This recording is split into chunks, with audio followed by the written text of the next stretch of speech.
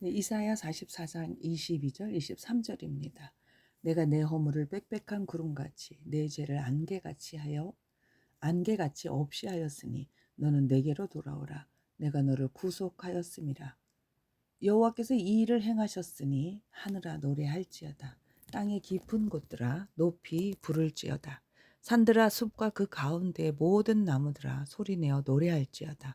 여호와께서 야곱을 구속하셨으니 이스라엘 중에 자기의 영광을 나타내실 것이미로다. 아멘.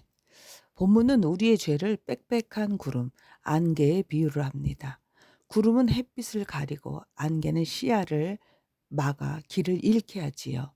실제로 충청도의 한 고속도로에서 짙은 안개에 낀 아침, 앞이 거의 보이지 않았습니다. 시야가 10m도 되지 않아서 운전자들이 제동을 걸지 못했고 앞차와 뒷차가 잇따라 추돌하면서 수십 대가 연쇄적으로 부딪히는 큰 사고가 일어났습니다. 이처럼 안개는 시야를 막아서 방향 감각을 잃게 하고 순간의 판단을 흐리게 하여 큰 사고로 이어지게 합니다. 죄도 마찬가지로 우리의 영적인 눈을 가려 앞을 보지 못하게 만들고 결국 영적인 충돌과 파멸을 불러옵니다. 어, 한 번은 제가 계룡을 가는 도로에서 그 도로는 어, 국도라서 아주 빨리 달리고 모든 차들이 다 빨리 달리고 있는데 그 어떤 농사 짓는 분들이 그 논둑에다 불을 냈는데 그 불이 이제 도로 주변까지 올라왔는데요. 도로 주변에 올라오면서 큰 연기 구름이 형성이 된 거예요. 그런데 그냥 멈출 수가 없으니까들 차들이 그냥 그 속으로 들어갔는데 막 들어가면서 막 유리 깨지는 소리, 차 부딪히는 소리 쾅쾅 연소적으로 추돌이 일어났습니다. 저도 이제 뭐 어떻게 뭐 브레이크를 밟을 수 없는 그런 속도로 갔기 때문에 이제 그 연기 속으로 들어갔습니다. 그 소리를 들으면서 '아 이러다 죽는구나.'라는 생각이 들어서 얼마나 두려웠는지 모릅니다. 아 결국 이제 저는 그 사고가 나지 않았지만 그 앞차들이 다 이제 사고가 나서 깨지고 그런 상황이었습니다. 이 죄도 하나님과 우리 사이를 이렇게 막아서 어떤 것이든 어떤 것이 죄인지 또는 죄인 줄 알면서도 그 속에서 나오지 못하는 모습을 볼 수가 있습니다.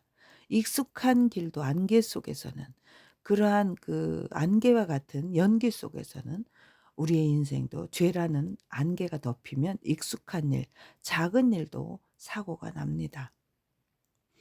안개가 햇빛이 비치면 순식간에 사라지듯 예수 그리스도의 은혜와 빛이 비추면 죄의 안개가 걷히고 시야가 밝아집니다. 죄에 가려져 있던 인생이 구속의 은혜 안에서는 정확한 길을 보게 되고 찬양의 노래를 하게 됩니다. 죄는 하나님의 빛을 가리고 인생의 방향을 혼미하게 만듭니다. 이스라엘 백성은 바벨론 포로의 현실 속에서 이런 죄의 무거운 결과를 깊이 체험했습니다. 그러나 하나님은 내가 내 허물을 구름같이 내 죄를 안개같이 도말하였다고 선언하십니다. 죄를 사하시는 일은 인간의 힘으로는 불가능합니다. 구름과 안개를 사람이 걷어낼 수 없듯 죄 사함은 하나님의 은혜로만 가능합니다. 예수 그리스도의 십자가 바로 그 은혜의 완전한 성취입니다. 내가 내 허물을 빽빽한 구름같이 내 죄를 안개같이 없이 하였으니 너는 내게로 돌아오라. 내가 너를 구속하였음이라. 하나님은 단순히 용서에서 그치지 않고 돌아오라고 초청하십니다. 구속은 이미 값이 치러졌음을 의미합니다. 예수님의 피값으로 우리는 하나님께 속한 존재가 되었고 돌아가는 길은 언제나 열려 있습니다. 23절에 하늘아 노래하라. 산들과 숲과 그 가운데 모든 나무들아 소리내어 노래하라. 하나님의 구속은 단순히 개인의 사건이 아니라 우주적 사건입니다.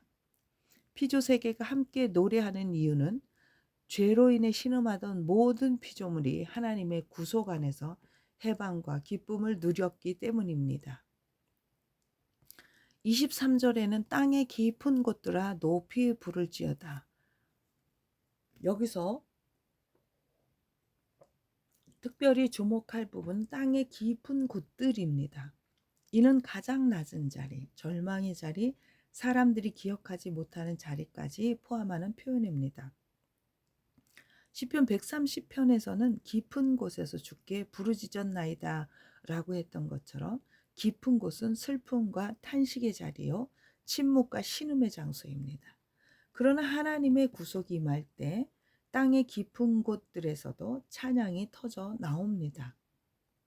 바울과 신라가 옥중 깊은 곳에서 찬송할 때 옥문이 열렸던 것처럼 절망의 자리, 원망의 자리가 아니라 찬양의 무대가 되어야 합니다.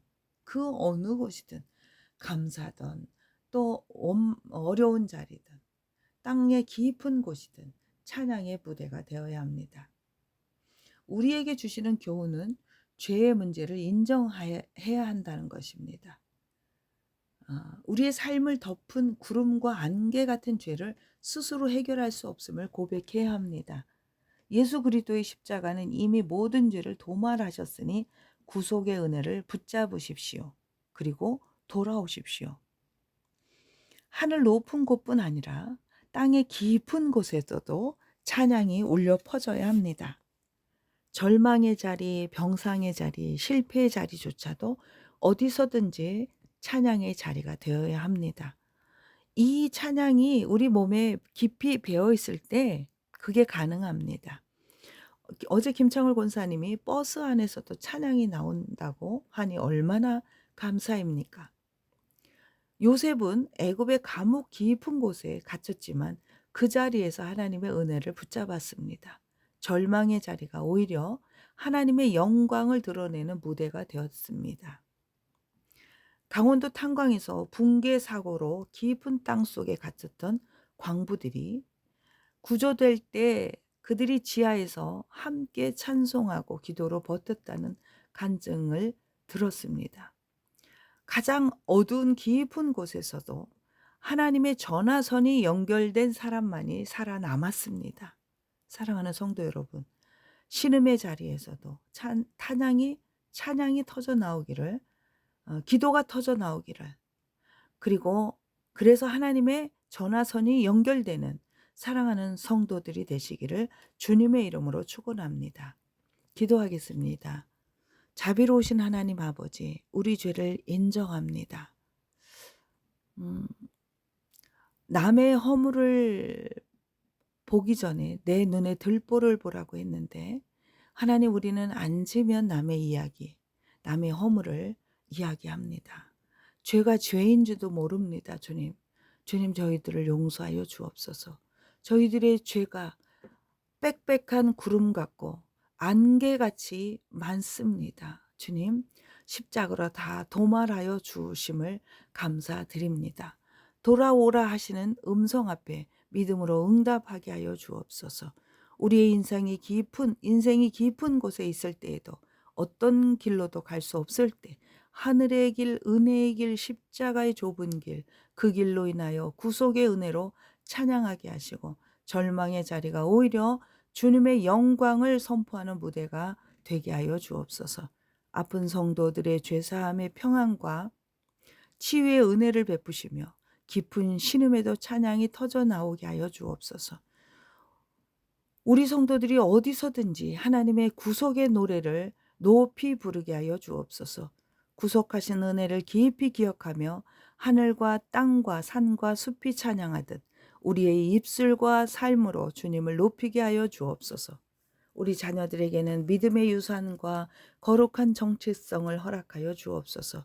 학교와 가정과 사업과 일터 가운데서도 주님의 구원의 찬송이 가득 차게 성령님 역사하여 주옵소서. 하늘과 산과 숲과 땅의 깊은 곳이 함께 노래하는 그날을 소망하며 살기를 원합니다.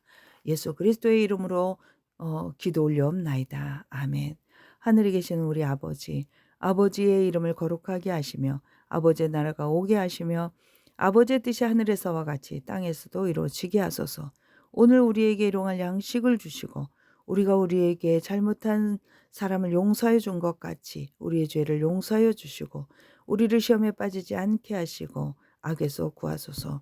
나라와 권능과 영광이 영원히 아버지의 것입니다. 아멘. 모든 성도들 주님의 이름으로 사랑하고 축복합니다.